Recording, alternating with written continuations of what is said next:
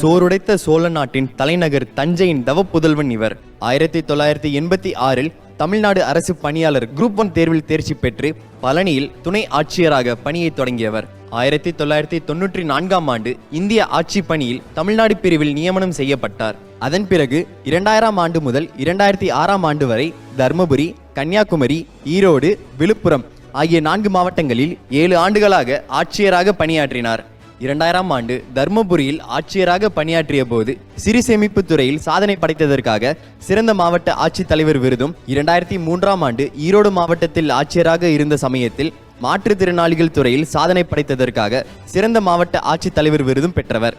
சமூக நலத்துறை, வேளாண் துறை, உள்ளாட்சித்துறை, உணவு மற்றும் பாதுகாப்புத்துறை, கூட்டுறவுத்துறை, கதர் வாரியம், தமிழ்நாடு நுகர்பொருள் வாணிக கழகம், தொழிலாளர் நலத்துறை ஆகிய துறைகளில் தலைவராக பணியாற்றினார். மேற்கு வங்காளத்தின் கூடுதல் தலைமை செயலாளராக பணியாற்றி ஓய்வு பெற்றவர். 2018 பத்திரப்பதிவு துறையில் முதல்வர் நல் ஆளுமை விருதும், 2019 வணிக வரித்துறையில் முதல்வர் நல் ஆளுமை விருதும் பெற்றவர். சங்க இலக்கியம், தமிழ் இசை, தமிழ் பண்பாட்டின் தொன்மை என்பவைகளை பற்றி ஆய்வுகள் செய்யவும், வாணிகம் செய்யும் கடலோடிகளாக தமிழர்கள் இருந்தார்கள் என்பதை பற்றி ஆய்வுகள் மேற்கொள்ளவும், தமிழ் இருக்கைகள் அமைய வேண்டும் என்பதை வலியுறுத்துபவர். பல்வேறு பல்கலைக்கழகங்களில் தமிழ் இருக்கை அமைக்க ஆலோசகராக விளங்குகிறார். அமெரிக்காவில் உள்ள ஹார்வர்டு பல்கலைக்கழகத்தில் தமிழ் இருக்கை அமைக்க ரூபாய் 25 லட்சம் நிதி நல்கியவர். இவரின் ஆட்சிப்பணி செயல்பாடுகளையும் சொல்லுக்கும் செயலுக்கும் இடைவெளி இல்லாமல் பயணிக்கும் உயரிய பண்பையும் பாராட்டி அங்கீகரித்து கொரியா தமிழ் சங்கம் உலகின் தமிழன் விருது வழங்கி சிறப்பித்தது. கடின உழைப்பும் சிறந்த நிர்வாக திறமையும் கொண்டவர். சொல்லாண்ட செம்மல் செயலாற்றிய துறைகளில் மணிமகுடம் சூட்டியவர். இத்தகைய பெருமை மிகு பெருந்தகையாளர் திரு கோ பாலச்சந்திரன் அவர்கள் பாவை விருதுகள் வழங்கி சிறப்பிக்க வருகை தந்தமைக்கு பாவை மகிழும் பெருமதிப்பும் கொள்கிறது.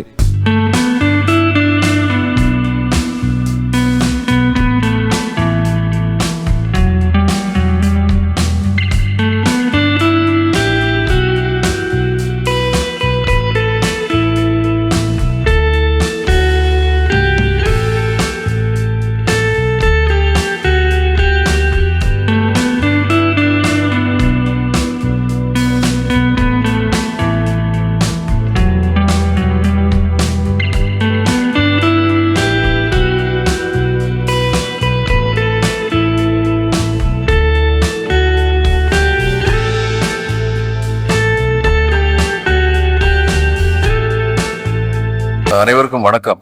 இதுல இந்த சிறார் இலக்கியம், அதுக்கப்புறம் மொழிபெயர்ப்பு இலக்கியம், இந்த ரெண்டும் அந்த விருதை நான் ரொம்ப பெருமையுடையதாக, எல்லாமே பெருமையுடையது, இது மிகவும் பெருமையுடையதாக கருதுகிறேன். ஏன்னா இது ரெண்டும் கொஞ்சம் கடினமான இலக்கியம். அந்த சிறார் இலக்கியம் பார்ப்போம். நம்ம குழந்தைங்களுடைய புத்திசாலித்தனத்தை தமிழ் சினிமாவில் பாருங்க, அதே பிரசங்கித்தனமா பேசுற மாதிரி தான் குழந்தைங்களை படைப்பாங்க. ஆனா குழந்தைகள் அப்படி இல்லை, அவங்க ரொம்ப புத்திசாலித்தனமா பேசுவாங்க. என்னோட சிநேகிதி இதுல இந்தியன் ஆடிட் அண்ட் அக்கௌண்ட் சர்வீஸ்ல என்னுடைய பேட்ச்மேட், அவங்களுக்கு 2 குழந்தைங்க இருந்தாங்க. மூத்தது ஒரு பொண்ணு, ரொம்ப சுட்டியான பொண்ணு. அவளுக்கு 7 வயசா இருந்தபோது பையனுக்கு 3 வயசு. டெல்லியில் இருந்தாங்க. இவன் பக்கத்து வீட்டு பையன் கூட இந்த பொண்ணுக்கு சண்டை வந்துருச்சு. உடனே அவன் பேர் சௌரவ். இது ஒரு சின்ன சீட்ல சௌரவ் யுவர் கௌரவ் அப்படின்னு அந்த சீட்டை அங்கே வீட்டில் போட்டு ஓடி போயிடுச்சு. அவன் பார்த்துட்டு நான் பாண்டவ் இல்லையா, நான் கௌரவா அப்படின்னு அவங்க அம்மாட்ட அழுதுருக்கான். உடனே அவங்க அம்மா இங்க சொல்லி என்னுடைய சிநேகிதத்தை சொல்லியிருக்காங்க, இந்த பாருங்க, சின்ன பிள்ளைங்க சண்டை போட்டுக்குவாங்க, நாளைக்கு சேர்ந்துக்குவாங்க, இதெல்லாம் நிஜம்தான். ஆனா இந்த வயசுலயே இப்படி டாக்குமெண்ட்ரி எவிடன்ஸ் எல்லாம் கொடுக்கக்கூடாது, இது ரொம்ப தப்பு அப்படின்னு சொல்லியிருக்காங்க. அப்ப இந்த அம்மாவுக்கு என்ன செய்யணும்னு தெரியல. கொஞ்சம் யோசிச்சு சரி நான் விசாரிக்கிறேன் அப்படின்னு சொல்லி அந்த அம்மாவை அனுப்புனாங்க.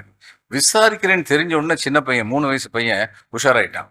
விசாரிக்கிறேன்னா விசாரணை ஒரு மினிட் டக்குன்னு என்ன சொன்னா, என் மேல பை வராது, எனக்கு தான் எழுது பதிக்கவே தெரியாது அப்படின்னு சொன்னான். அந்த வயசுல according to Indian evidence act அவன்கிட்ட எந்த சார்ஜுமே பண்ண முடியாது. ஏன்னா கிரைமே இன் ரைட்டிங் தானே, அந்த ரைட்டிங் எனக்கு தெரியாதுன்னு சொல்லிட்டானே. இது எப்படிப்பட்ட ஒரு புத்திசாலித்தனம் பாருங்க. அந்த 3 வயசுல அந்த குழந்தை சொன்னது. ஒரு தடவை என் பையன் ஸ்கூல்ல ரெண்டாவது படிக்கும்போது வந்தார். நாளைக்கு எங்களுக்கு ஸ்கூல் கிடையாதுன்னாரு. நான் ஏன் அப்படின்னு, எங்க பஸ் டிரைவர்லாம் ஸ்ட்ரைக் பண்றாங்க, அதனால பஸ் வராது, ஸ்கூல் கிடையாது அப்படின்னாரு. சந்தோஷமா, ஏன் ஸ்ட்ரைக் பண்றாங்க அப்படின்னு, அவங்களுக்கு சம்பளம் ஜாஸ்தி வேணும்னு கேட்குறாங்க அப்படின்னாரு. சம்பளம் ஜாஸ்தி வேணுங்கிறதுக்காக ஸ்ட்ரைக் பண்றதா அப்படின்னு கொஞ்சம் வலுத்த குரல்ல கேட்டேன். உடனே குழந்தையுடைய ஜெனராசிட்டி, பாவங்க, அவங்களுக்குலாம் சம்பளம் ஜாஸ்தியாக கொடுக்கணும்ல அப்படின்னு சொன்னார். நான் அப்படி சம்பளம் ஜாஸ்தியாக கொடுத்துட்டாங்கன்னா பஸ் வந்துடும், நீ ஸ்கூல் போக வேண்டியிருக்கும்னு கொஞ்சம் யோசிச்சுட்டு, கொடுக்க மாட்டாங்கன்னு நினைக்கிறேன் அப்படின்னு சொன்னேன். முதல்ல வந்தது சைல்ட்ஸ் இன்னசென்ட் ஜெனராசிட்டி, அடுத்து வந்தது என்லைட்டன்ட் செல்ஃப் இன்ட்ரெஸ்ட். இது ரெண்டுமே குழந்தைங்கிட்ட இருக்கு. அதனால குழந்தை இலக்கியம் இத்தகைய குழந்தை தன்மைகளை கொண்டு வர வேண்டுங்கிறதுனால அது கொஞ்சம் சிரமமான ஒரு இலக்கியம். அதை படைத்தவர்களுக்கு விருதுகள் வழங்கப்பட்டிருக்கின்றன அப்படிங்கிறது ரொம்ப மகிழ்ச்சியான ஒரு விஷயம். அதே மாதிரி இந்த மொழிபெயர்ப்பு இருக்கு, அது ரொம்ப சிரமமான ஒரு விஷயம், ரொம்ப சிரமமான ஒரு விஷயம், அவ்வளோ எளிதான விஷயம் இல்லை. இதில் வந்து நான் சிவில் சப்ளைஸ் கார்பரேஷனில் எம்டியா பெங்காலில் இருந்தபோது ஆஃபீஸ் போயிட்டு அப்போ தான் ஆஃபீஸ்ட்டு வெளியில் போயிருந்தேன். போய் ஒரு 10 நிமிஷம் ஆஃபீஸில் உட்காந்துட்டு அந்நேரம் என்னுடைய சிநேகிதர் ஒருத்தர் ஃபோன் பண்ணியிருக்காரு. அந்நேரம் மொபைலும் கிடையாது, ஒன்றும் கிடையாது. அவர் என்னுடைய பிஏ ஜானா பாபுன்னு ஒருத்தர், அவருக்கு ஃபோன் பண்ணி Jana Babu connect me to Bala, I want to talk to him urgently அப்படின்னு சொல்லியிருக்காரு. ஜானா பாபு பெங்காலியில் யோசிச்சுட்டு இங்கிலீஷில் சொல்லியிருக்காரு, just now he passed away அப்படின்னு சொல்லியிருக்காரு. இவர் முழிச்சிருக்காரு. இதை விட அநியாயம், 35 வயசு வரைக்கும் ஒருத்தர் கல்யாணமாகாமல் இருந்தது என்னுடைய ஆஃபீஸில். அவங்க அம்மா சொல்லியிருக்காங்க, முதல்ல உன் தங்கச்சி கல்யாணத்தை முடிச்சு வைப்பா, அதுக்கப்புறம் நீ கல்யாணம் பண்ணிக்கோ, நானே உன் கல்யாணத்தை முடிச்சு வைக்கிறேன், நம்ம கிராமத்தில் எல்லாரும் உன் கல்யாணத்துக்கு வருவாங்க அப்படின்னு சொல்லியிருக்காங்க. இதெல்லாம் எனக்கு தெரியாது. பொதுவாக வந்து நம்ம கிட்ட வேலை பார்க்குறவங்கள்ட்ட பர்சனல் ப்ராப்ளம்லாம் என்னன்னு தெரிஞ்சு வச்சுக்கிட்டோம்னா இன்னும் நெருக்கமாக வருவாங்க, ப்ரொடக்டிவிட்டி கூடுங்கிறது ஒரு மேனேஜ்மெண்ட் பிரின்சிபல். அதனால நான் அவர்கிட்ட கேட்டேன் ஸ்பஷ்டமாக பெங்காலியில், தொமார் தோ 35 बच्चे हो गए எக்குன் பொரிஜம் தோ பிஏ கோலோனா கேனோ, உனக்கு 35 வயசு ஆயிடுச்சே, ஏன் இன்னும் கல்யாணம் பண்ணாமல் இருக்கேன்னு கேட்டேன். அதுக்கு அவர் சொன்னார், sir first I will Mary my sister அப்படின்னாரு.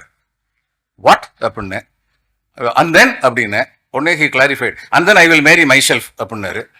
வாட் அப்படின்னு, so he clarified, my mother will marry me அப்படின்னாரு. வாட் அப்படின்னு, my whole village will marry me அப்படின்னாரு. இதான் ஒரு மொழியில யோசிச்சுட்டு இன்னொரு மொழியில பேசுனா இந்த குழப்பங்கள்லாம் வரும். இதை நான் வந்து அஜய் பட்டாச்சாரியன் என் பேட்ச்மேட் இங்கே தமிழ்நாட்டில் இருந்தார். நான் எப்படி தமிழ்நாட்டில இருந்து பெங்காலுக்கு போனோம்னா அது மாதிரி அவர் பெங்காலில் இருந்து இங்கே வந்திருந்தாரு. அவர்கிட்ட நான் சொல்லி கலாட்டா பண்ணிட்டு இருந்தேன், என்னப்பா அவங்க பெங்காலி அவங்க இங்கிலீஷ்னு. யாருக்குமே தன்னுடைய மொழியை பற்றி பேசுறது பிடிக்காது. உடனே அவர் உடனடியா இன்டர்வியூக்கு வந்தானுங்க, இங்கே மட்டும் என்ன வாழுது, நான் அவன்கிட்ட கேட்குறேன், நல்ல பாம்பு படம் எடுக்குது டிரான்ஸ்லேட் பண்ணுங்கிறேன், குட்ஸ் நைக் இஸ் டேக்கிங் பிக்சருங்கிறான். எல்லா இடத்துலையும் ஒரே மாதிரி தான் இருக்காங்க Bala. The Tamils speak Tanglish, Bengali speak Banglish, nobody speaks English அப்படின்னு சொல்லி அவர் சொன்னார். இந்த மொழிபெயர்ப்பு அவ்வளவு கடினமான ஒரு விஷயம். இந்த necessity is the mother of invention அப்படிங்கிறதுக்கு மொழிபெயர்ப்பு கேட்டார் 10வது படிக்கும்போது. நான் படிச்சுட்டு இருக்கும்போது பல மாணவர்கள் வந்து தேவைதான் கண்டுபிடிப்புகளுக்கான ஆதாரம்லாம் சொல்லிட்டு இருக்கும்போது ஒருத்தர் சொன்னாரு, ஓயா பசியே உழவின் காரணம். இதுதான் சரியான மொழிபெயர்ப்பு. ஏன்னா அது டிரான்ஸ்லேஷன் இல்லை, அது டிரான்ஸ்கிரியேஷன். இதுல டிஎஸ் எலியட் எழுதின ஒரு love song of J Alfred Prufrock அப்படின்னு ஒரு கவிதை எழுதினார். அதுல வந்து அவர் எழுதுவார், beautiful women come and go talking of Michelangelo அப்படின்னு எழுதினார். மைக்கேல் ஏஞ்சலோ உலக புகழ்பெற்ற சிற்ப கலைஞர். இதை டிரான்ஸ்லேட் பண்ணும்போது பெங்காலியில் ஒருத்தர் எழுதினாரு, சுந்தரி மேயரா ஆய் ஜாய் தாதேர் முகே ஜாமினி ராய். அழகான பெண்கள் வருகின்றார்கள் போகின்றார்கள், அவர்கள் பேசுவதெல்லாம் ஜமினி ராயை பற்றி. ஏன்னா ஜமினி ராய் இந்தியாவின் மிகப்பெரிய சிற்ப கலைஞர். மைக்கேல் ஏஞ்சலோ பத்தி சொன்னா அந்த பெங்காலி புரிஞ்சிருக்காது, ஜமினி ராய்னு சொன்னா புரியும். அதனால இது டிரான்ஸ்லேஷன் இல்லை, இது டிரான்ஸ்கிரியேஷன். அப்படிதான் இருக்கணும். Down in the valley deep in the rock where these words forget me not அப்படின்னு ஆல்ஃபிரட் டெனிசன் எழுதினாரு. இதை ஒரு மாணவர் ஒருத்தர் வந்து டிரான்ஸ்லேட் பண்ணார். ஆழ நெடுங் குன்றினிலே சூழ நடுஞ்சோலையிலே ஏழை எனை மறவாதே என்றுருகும் வார்த்தையுண்டு அப்படின்னு எழுதினார். அப்ப இவர் கேட்கிறாரு, ப்ரொஃபசர் வந்து கேட்கிறாரு, சூழ நடுச்சோலைன்னு தானே பண்ணணும், ஏன் நடுஞ்சோலைன்னு எழுதின? அவர் காதலுடைய மென்மைக்கு எனக்கு அப்படித்தான் தோணுச்சு, அதுதான் டிரான்ஸ்கிரியேஷன். அதனால இவைகள் எல்லாம் மிக கடினமான வேலைகள்.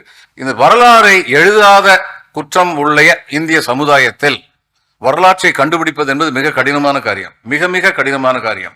வரலாற்றுக்கு வந்து பழைய வரலாற்று பார்க்கறதுக்கு 3 துணை செய்யும்: கல்வெட்டுக்கள், இலக்கியம், அடுத்து விஞ்ஞான பூர்வமாக எந்த மார்ச்சரியும் இல்லாமல் நடத்தப்படுகின்ற அகழ்வாராய்ச்சிகள். இந்த 3 உதவி செய்யும். இந்த 3ல கல்வெட்டுக்கள் பொய் சொல்லும், இலக்கியங்கள் மிகைப்படுத்தும், அகழ்வாராய்ச்சிகள் விஞ்ஞானபூர்வமாக நடத்தப்பெற்ற அகழ்வாராய்ச்சிகள் உண்மையை மட்டும் புரசைக்னு சொல்லும், எந்த விதமான டெக்கரேஷனும் இல்லாம உண்மையை மட்டும் சொல்லும். ஆனா அந்த நேரத்துல இலக்கியங்கள் சொன்னவை இந்த அகழ்வாராய்ச்சிகளின் மூலம் உறுதிப்படுத்தப்படும். இது ரொம்ப பெரிய கஷ்டமான ஒரு வேலை. நம்முடைய பெரிய கோளாறு என்னன்னா, தமிழ் சமூகத்துல உண்மையான பெருமைகளை உணராமல் இருப்பதும் இல்லாத பெருமைகளை ஏற்றி ஏற்றி சொல்வதுமான தமிழர்களாக இன்று வாழ்ந்து கொண்டிருக்கின்றோம் அப்படிங்கிறது வந்து ஒரு பெரிய குறை. இந்த இளங்கோ வந்து சேரன் செங்குட்டுவன் தம்பின்னு ஒரு கதையை சொன்னாங்க, சின்ன பிள்ளைகள் எங்களுக்குலாம் சொன்னாங்க, அது வரலாறு மாதிரி சொன்னாங்க. சேரன் செங்குட்டுவன் தம்பியை இளங்கோ எப்படி இருந்திருக்க முடியும்? சேரன் செங்குட்டுவன் வந்து 1810 பார்த்தா 5வது அரசன் இதுல சேர மன்னர்கள்ல. அந்த 5வது அரசன் வந்து அவருக்கு அப்புறம் இன்னொரு 5 அரசர்கள் இருந்தாங்க.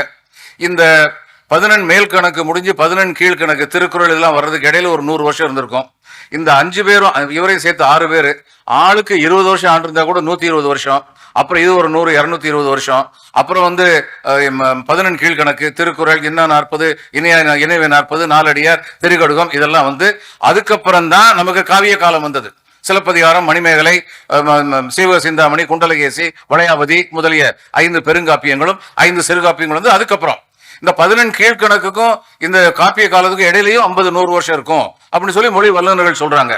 அப்போ சிலப்பதிகாரத்தை எழுதின இளங்கோ இந்த சேரன் செங்குட்டுவன் வாழ்ந்த காலத்திலிருந்து ஒரு 250 300 வருஷம் கழிச்சு வந்திருக்கிறார்னு சொல்லி நம்மளால யூகிக்க முடியும். இளங்கோவடிகள் என்ன 350 வருஷமா இருந்தாரு? இல்லை. நம்முடைய கோளாறு என்னன்னா, தமிழறிஞர்கள் வரலாற்று அறிஞர்கள் கிடையாது. அதனால அவங்க வந்து என்ன எழுதுனாங்களோ அதை எல்லாத்தையுமே ஏற்றி வச்சுக்கிட்ட ஒரு காலம் இருந்தது. அது தவறு. இன்னும் இது போல பல விஷயங்களை சொல்லலாம். சொல்லிக்கிட்டே போறதுன்னா இன்னும் எவ்வளவு நேரம் சொல்லிட்டு போகலாம். அதனால புறப்பொருள் வெண்பாமாலைன்னு ஒரு இதுல வந்து கல் தோன்றி மண் தோன்றா காலத்தே வாளோடு முன் தோன்றிய மூத்த குடின்னு சொல்லி ஒரு வரி இருக்கு. இதை புரிஞ்சவங்களும் புரியாத மாதிரி அது உலகமே தோன்றதுக்கு முன்னாடி முதல்ல தோன்றது அது எப்படி கத்தியோட வந்தாங்க நாங்க அப்படின்னு சொல்லி பேசுனாங்க. உண்மை என்ன? அது என்ன சொல்லிச்சுன்னா, கல் தோன்றி மண் தோன்றா காலத்தே வாளோடு முன் தோன்றிய மூத்த குடி. உலகம் குறிஞ்சி முல்லை மருதம் நெய்தல் என்ற பாகுபாட்டினை முழுமையாக அடைவதற்கு முன்னாலேயே கல் குறிஞ்சி மண் மருதம் இப்படிப்பட்ட பாகுபாடுகளை அடைவதற்கு முன்னாலேயே மெட்டலர்ஜியை பத்தி தெரிஞ்சுக்கிட்டவங்களா இருந்தாங்க தமிழர்கள். இவ்வளவுதான். அது ரொம்ப பெரிய விஷயம், சந்தேகம் இல்லை. ஆனால் அதை சொன்ன விதம் வந்து தவறு. மயிர்நிப்பின் வாழா கவரிமா அன்னார் உயிர் நீப்பர் மானம் வரிங்கிறத எப்படியோ செதைச்சு விட்டாங்க. அது மாதிரி கவரிமான்னு ஒரு மான் இருந்துச்சு, ஒரு ரோமம் உதுச்சுன்னா செத்து போயிடும். வள்ளுவர் வந்து கவரி மான்னு எழுதவே இல்லை, கவரி மா அப்படின்னு எழுதினார். மானா விலங்கு. ஹிமாலயாஸ்ல வந்து யாக் அப்படின்னு ஒரு எருமை இருக்கு, உடம்பு ஃபுல்லா வந்து மூடி இருக்கும். வயசான காலத்தில் ரோமம் உதிர்ந்து போயிடும், அதனால குளிர் தாங்காம செத்து போயிடும். அதை பத்தி தான் எழுதினார். மயிர்நிப்பின் வாழா கவரிமா அன்னார் உயிர் நீப்பர் மானம் வரேன் அப்படின்னு எழுதினாரு. இப்ப பல விஷயங்களை வந்து சரியா ஆய்ந்து உணராமல் நம்முடைய தமிழ் சமுதாயம் போய்கிட்டு இருக்க நேரத்துல பாலகிருஷ்ணன் போன்றவர்கள் மிகப்பெரிய விடிவெள்ளி நட்சத்திரங்களாக இருக்கின்றார்கள். மிகைப்படுத்தாமல் உண்மையை உண்மையாக சொல்வதற்கு மிகுந்த தைரியம் வேண்டும். இன்னைக்கு உள்ள நிலைமையில கன்ஜெக்சர்ஸ் cannot become theories. இன்னைக்கு உள்ள நிலைமையில மொகஞ்சதாரோ ஏன் இதனால நமக்கு முற்பட்டதுன்னு சொல்றோம்? ஏன்னா கற்காலம் இருந்தது, அடுத்து பிரான்ஸ் ஏஜ் இருந்தது, அடுத்து அயன் ஏஜ் இருந்தது. இது வரைக்கும் தமிழருடைய அகழ்வாராய்ச்சியில அயன் தான் கண்டுபிடிச்சிருக்கோம், பிரான்ஸ் கண்டுபிடிக்கல. ஆனா மொகஞ்சதாரோ வந்து பிரான்ஸ் ஏஜ், அவங்க பிரான்ஸ் வந்து பயன்படுத்தினாங்க. நம்ம இதுக்கு மேல ஏன்னா கீழடி வந்ததுக்கு அப்புறம் தான் நம்ம வந்து கிமு 5வது நூற்றாண்டுன்னு போக முடியுது. இதுக்கு மேல இன்னும் அகழ்வாராய்ச்சியில் நடத்தும் பொழுது நம்ம இன்னும் பின்னாடி போகலாம். அப்படி ஒருவேளை பிரான்ஸ் கண்டுபிடிக்கப்பட்டால் நம்ம அவங்களுக்கு ஈக்குவலன்ட் பேரலல் அப்படின்னு சொல்லலாம். அப்படி சொல்ற காலம் வந்தால் நாம் இன்று பேசுகின்ற பேச்சுக்கள் மாற்றப்படலாம். அது இயற்கை, அதுல எந்த சந்தேகம் இல்லை. ஆனால் எது இருக்கிறதோ அதை பற்றி மட்டும் பேசுவது அப்படிங்கிறது ஒரு அகழ்வாராய்ச்சி, ஒரு இலக்கிய கர்த்தா, ஒரு வரலாற்று நிபுணருடைய கடமை, உரிமை. அதை சொல்றதுக்கு தைரியம் வேணும். அந்த தைரியத்தோட இன்னைக்கு வந்து பாலகிருஷ்ணன் போன்றவர்கள் இருக்கின்றார்கள் அப்படிங்கிற தமிழ் சமுதாயத்துக்கு கிடைத்த ரொம்ப பெரிய விஷயம். நம்ம தெரிஞ்சுக்க வேண்டியதெல்லாம் நம்முடைய உண்மையான பெருமைகளை மட்டும் பேசுவோம், இல்லாத பெருமைகளை பற்றி பேச வேண்டாம். நம்மால முடிஞ்ச அளவுக்கு சின்ன உதவி, நம்ம வாங்குற சம்பளத்துல, நம்ம ஏர்ன் பண்ற ஊதியத்துல 100%ல வந்து 80% நம்மளே வச்சுக்குவோம், 90% நம்மளே வச்சுக்குவோம். ஆனா 10% வந்து நிச்சயமா சமுதாயத்துக்கு கொடுப்போம் அப்படின்னு சொல்லி எல்லாருமே நினைக்க ஆரம்பிச்சோம்னா நம்முடைய சமுதாயம் எங்கேயோ போகும். இங்க உள்ள மாணவர்களுக்கு ஒன்று சொல்றேன். 1974 அந்நேரம் குஜராத்தில் வந்து மாணவர் கிளர்ச்சி ஒன்று நடந்து அந்த கவர்மெண்ட்டே கவுத்து விட்டாங்க. அப்ப அந்நேரம் நான் வந்து கல்லூரி மாணவனாக இருந்தேன். அந்நேரம் ஒரு 3 வரி எழுதியிருந்தேன். அதை இன்னைக்கும் திருப்பி சொல்றேன், அதுதான் உண்மை. இந்திய நாடு இளையவர் நாடு, அந்திகள் இனிமேல் அரும்புவதில்லை, அரும்பும் இளையோர் அயர்வதும் இல்லை. இதை மனசுல வச்சுக்கோங்க. You are the future. உங்களால் அந்த இதுல வந்து கோயம்புத்தூர்ல இருந்து வானம்பாடி கவிஞர்கள் வந்தபோது ஒருத்தர் எழுதினாரு, வானம்பாடிகளே வானம்பாடிகளே, இந்த பூமி உருண்டையை புரட்டி விடக்கூடிய நெம்புகோல் கவிதையை உங்களில் யார் படைக்கப் போகின்றீர்கள் அப்படின்னு ஒரு வினா எழுப்பினார். அதே மாதிரி உங்ககிட்ட சொல்றேன், நீங்கள் நெம்புகோலை கையில் வைத்திருக்கின்றீர்கள். உங்களால் பாரதத்தை உண்மையான பாரதமாக, இனிய பொழில்கள் நெடிய வயல்கள் எண்ணெரும் பெருநாடு, கனியும் கிழங்கும் தானியங்களும் கணக்கின்றி தருநாடு, இது கணக்கின்றி தருநாடு, நித்தம் கணக்கின்றி தருநாடு, எல்லோரும் ஓர் குலம், எல்லோரும் ஓர் நிறை, எல்லோரும் இந்நாட்டு மன்னர் என்று சொன்னானே முண்டாசு கவிஞன் பாரதி, தனி ஒரு மனிதனுக்கு குணவில்லை எனில் ஜகத்தினை அழித்துடுவோம் என்று சொன்னானே, அதுதான் இந்தியாவின் ஆத்மா. அதை உணர்ந்து நீங்கள் நடந்தீர்கள் என்றால் இந்தியாவையும் யாராலும் வெல்ல முடியாது, உங்களையும் யாராலும் வெல்ல முடியாது என்ற கருத்தினை மனதில் வைத்துக் கொள்ளுங்கள் என்று கூறி இந்த அருமையான வாய்ப்பினை அளித்தமைக்கு நன்றி கூறி அமைகிறேன். வணக்கம்.